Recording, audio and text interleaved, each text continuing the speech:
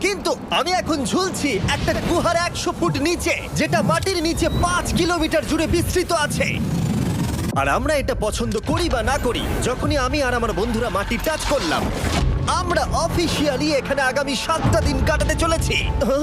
বাবারে, এটা আমার জীবনে করা সবথেকে ভয়ঙ্কর জিনিস। প্রথমত, আমাদের এখন এখান থেকে অনেকটা দূরে যেতে হবে। কেন? যদি ঝড় বৃষ্টি হয় তাহলে এই পুরো জায়গাটা জলে ভরে যেতে পারে, আর সমুদ্রের মতো ঢেউ এসে সবাইকে ভাসিয়ে নিয়ে যেতে পারে। সেই জন্য আমাদের আরো ভিতরে যেতে হবে একটা বেস ক্যাম্প বানানোর জন্য। ভাই এটা পুরো পাগলাম। এটা একটা অন্য জগৎ মনে হচ্ছে। এই কেভ এন্ট্রান্সটা হয়তো দেখতে সুন্দর, কিন্তু দেখে যা মনে হচ্ছে আসলে তা নয়। আর আমরা হয়তো জানি না যে আগামী 7টা দিন আমাদের জীবনের সব থেকে কঠিন সময় হতে চলেছে। সব থেকে বাজে ডিসিশন।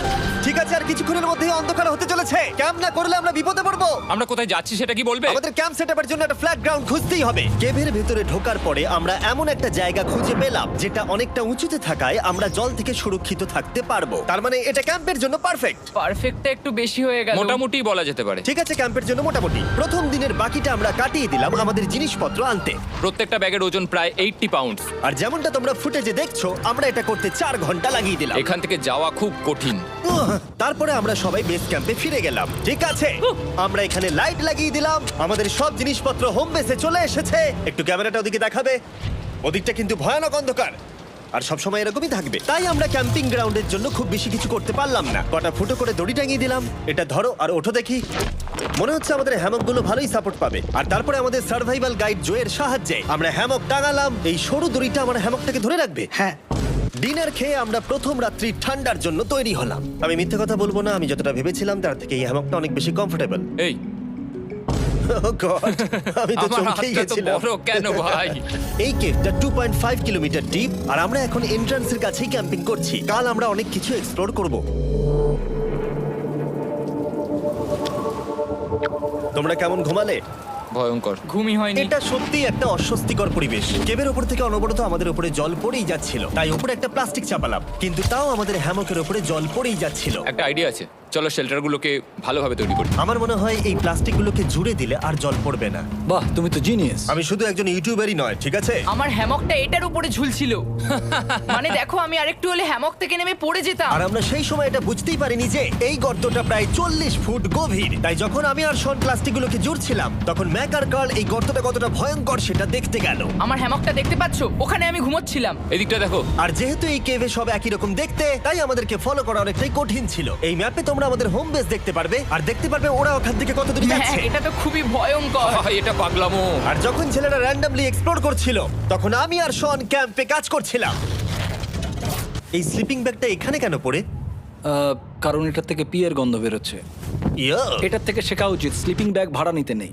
আমরা স্লিপিং ব্যাগ কেন ভাড়া আমি- নিয়েছি? কেন আমি আমরা জানি না। স্লিপিং ব্যাগগুলো কিনে আনতে পারলাম না? আর তারপরে আমরা এই দুটো প্লাস্টিককে জিপ টাই দিয়ে জুড়ে দিলাম। কিছু মনে করো না, এই দড়িটার উপরে আমার জীবন বাজি আছে। আর তখন ওইদিকে ম্যাক আর কার্ল তখন ওই গর্তের মধ্যে। ও মাই গড, ম্যাক!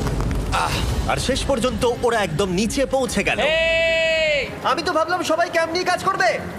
আমরা শুধু দেখাচ্ছিলাম জায়গাটা কতটা ভয়ঙ্কর। না পড়লেই হবে, তোমাদের স্কিল নেই।